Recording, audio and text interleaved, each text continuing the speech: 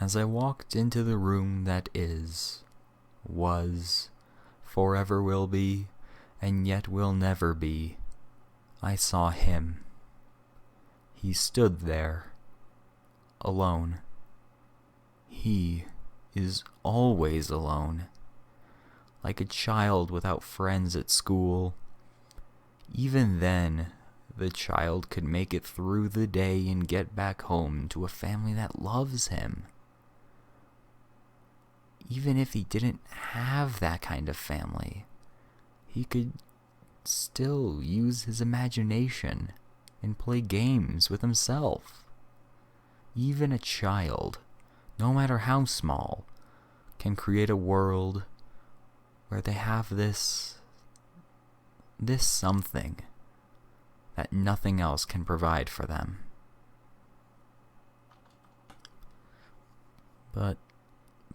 But him, he had all of that something, and yet none of it at the same time. Walking over to him, I asked him what could be the matter, but no words came out of my mouth. Regardless, he turned to me and smiled ever so slightly. He spoke with some impeccable impossibility. He spoke words that resonated deep within my very being. I was shaken to the core with a single sentence. Hello. It has been quite some time since my last visitor.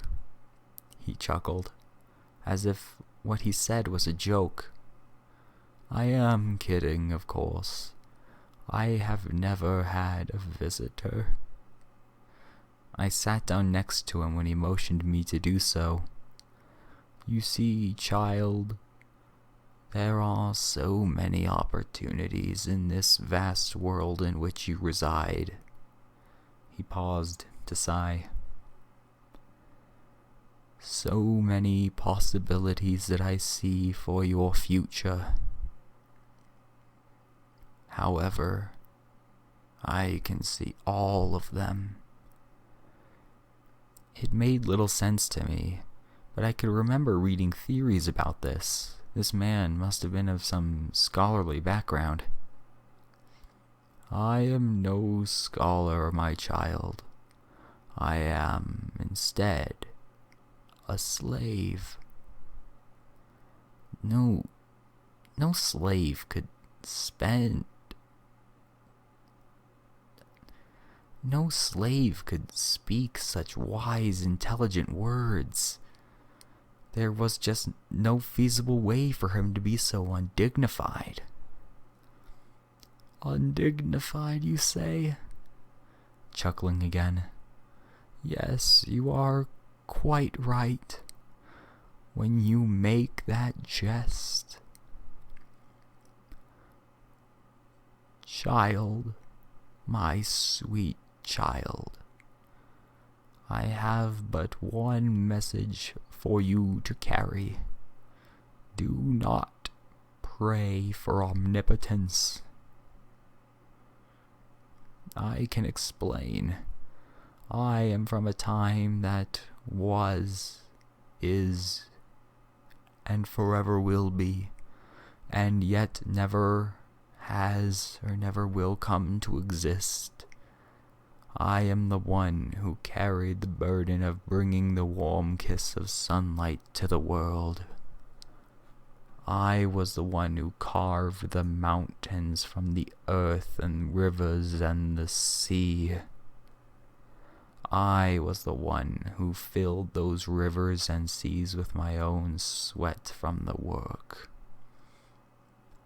I was the one who bore life to all in existence. I was the one who made this all possible, and yet not. At this point, I couldn't speak. I couldn't breathe. But that didn't matter to me. I needed to hear him out. I did all of those things. nothing and everything in the course of a single week, 7 days.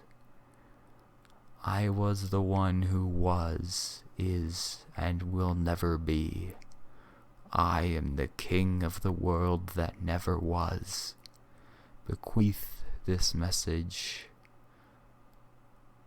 I bequeath this message unto you, child. Out of all life's great mysteries, of all the beauty of the world, of all the happiness that one could possibly bring, there is nothing. It is indeed true that I am the whole sum. In the worlds that were, are, and forever will and never will be, I am the single entity that has experienced it all. No matter what glorious, beautiful, impeccable things that I had the pleasure and joy to experience, there is nothing can make the horrors worth it. A single tear slid down his cheek as he spoke.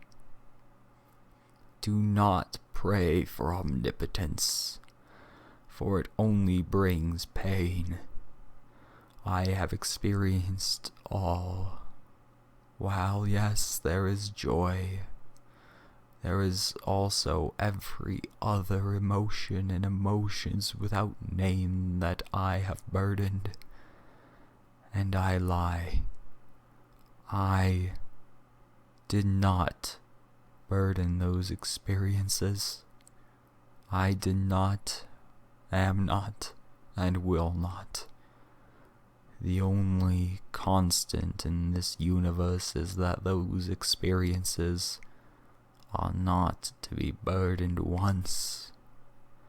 I have always burdened every experience, everything will ever experience. I have always burdened every experience, everything will ever experience. Nothing is worth that. Do not pray for omnipotence. Nothing can be worth what I did to obtain this. I would not wish it upon the greatest that will ever be, nor the worst that could ever exist.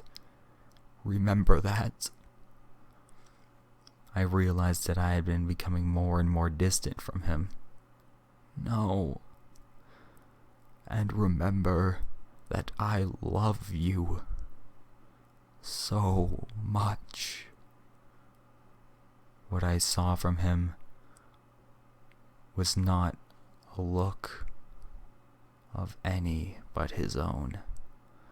This is the first time, last time, and every time he would ever feel loneliness.